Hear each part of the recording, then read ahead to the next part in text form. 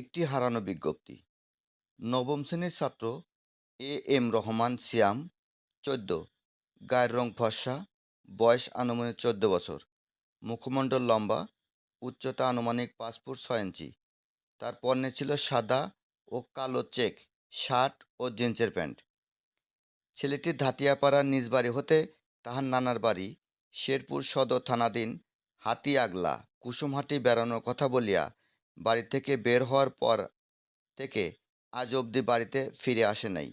ছেলেটির হাতে একটি মোবাইল ফোন আছে, যার ব্যবহৃত মোবাইল নাম্বার 017890211336। যদি কোনো সহৃদয় ব্যক্তি ছেলেটির সন্ধান পেয়ে থাকেন, তাহলে দয়া করে এই নাম্বারে যোগাযোগ করতে পারেন। 017543609660 অথবা 017191111513।